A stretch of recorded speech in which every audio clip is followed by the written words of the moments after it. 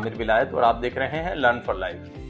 آج کی کہانی ایک ایسے شخص کی کہانی ہے جو کہ زندگی میں بہت فرسٹریٹڈ رہتا تھا، ہر وقت کیا نام ہے پریشان ہوتا تھا، غصہ بہت کرتا تھا، بہت زیادہ جلدی غصے میں آ جایا کرتا تھا، بچوں کو بہت ڈانٹ ڈپٹ کیا کرتا تھا۔ ایک دن وہ آؤٹ آف سٹی جا رہا تھا تو اپنے بچوں کو گھر میں بہت سمجھانے لگا، ایسا مت کرنا، یہ مت کھانا، یوں مت کرنا، باہر مت جانا، ایسے مت کھیلنا۔ اور اسی ٹینشن کے ساتھ وہ گھر سے نکل رہا تھا کہ اس میں گاڑی کا جو ہے وہ ایکسیڈنٹ ہو جاتا ہے، باہر اس کی گاڑی جو ہے وہ ایک زوردار کسی گاڑی سے ٹکرا جاتی ہے، اس گاڑی والے سے الجھ جاتا ہے، غصہ کرنے لگتا ہے۔ پھر خیر ٹیکسی بک کرتا ہے، اس ٹیکسی کے ذریعے ایئرپورٹ جا رہا ہوتا ہے۔ تو جس ٹیکسی کو وہ بک کرتا ہے تو وہ ٹیکسی جب روڈ پر جا رہی ہوتی ہے تو اچانک ایک گاڑی والا اس کے سامنے آ جاتا ہے۔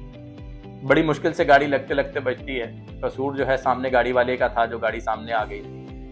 تو لیکن اس کے باوجود وہ گاڑی والا باہر نکلتا ہے اور خوب برا بھلا کہنے لگ جاتا ہے ٹیکسی والے کو۔ کافی زیادہ برا بھلا سننے کے بعد ٹیکسی والا باہر نکلتا ہے اور اس کو آرام سے کہتا ہے بھائی معذرت، غلطی ہو گئی، اور آگے چل پڑتا ہے۔ جو پیچھے بیٹھا شخص تھا وہ دیکھ رہا تھا، وہ کہتا ہے کہ سارا ماجرا مطلب سمجھ میں نہیں آیا، غلطی ساری اس کی تھی اور اس نے سوری کہہ دیا۔ خیر خاموش رہتا ہے، آگے چلتا ہے، ایک اور سگنل پر جاتا ہے تو وہاں پر پھر سے ایک معاملہ ہوتا ہے اور ایک گاڑی آ کر اس ٹیکسی والے سے ٹکرا جاتی ہے۔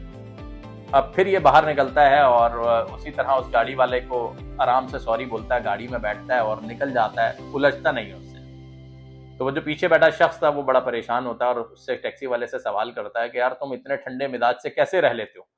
میں نے دیکھا پہلی دفعہ جو گاڑی لگتے لگتے بچی وہاں بھی سارا کا سارا قصور دوسری گاڑی والے کا تھا، اور تم نے خاموشی سے بجائے وہ تمہیں گالیاں دے رہا تھا، تم نے غصہ کرنے کے بجائے اس کو سوری کہا اور آگے نکل گئے۔ یہاں گاڑی آ کر لگی، آپ نے بجائے اس سے معاوضہ لینے کے، ہرجانہ لینے کے، یہاں بھی سوری کیا اور چپ کر کے آگے نکل آئے۔ تو جو ٹیکسی ڈرائیور تھا وہ کہنے لگا کہ صاحب میری زندگی کا ایک اصول ہے، جو لوگ مجھ سے زبردستی الجھنا چاہتے ہیں میں ان کے ساتھ الجھ کر اپنا وقت ضائع نہیں کرنا چاہتا۔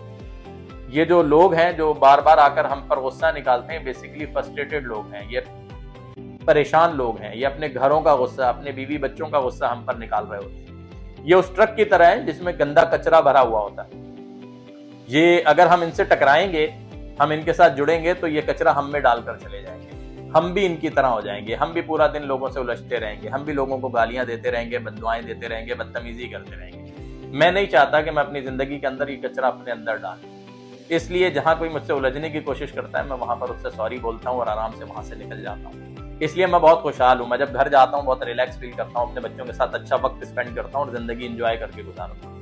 جو پیچھے بیٹھا شخص تھا اس کو اپنی پوری سٹوری سمجھ میں آنے لگی، وہ سمجھ جاتا ہے کہ میں بار بار لوگوں سے الجھ کر اپنے آپ کو خراب کر رہا ہوں۔ اسی وجہ سے اس کے بچے بھی اس سے دور رہنے لگے تھے، رشتہ دار بھی اس سے کٹنے لگے تھے، محلے والے بھی اس سے دور رہنے لگے تھے۔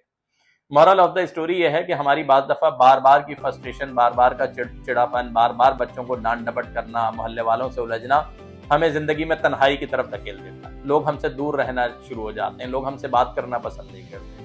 تو اگر آپ کی زندگی میں بھی ایسا ہی ہو رہا ہے تو خدا را اپنا خیال رکھیں، اپنے آپ کو الجھنے سے بچائیں، اپنے آپ کو کنارہ کشی اختیار کریں، ہمیشہ خوش رہیں، بہت ساری چیزیں جو ایکسٹرا ہیں اس کو اوائڈ کرنے کی کوشش کریں، فرسٹریشن کم کرنے کی کوشش کریں۔ جیسا میں ہمیشہ کہتا ہوں، خوش رہیں، آباد رہیں اور لوگوں کے لیے آسانیاں پیدا کرتے رہیں۔ جزاک اللہ خیرا۔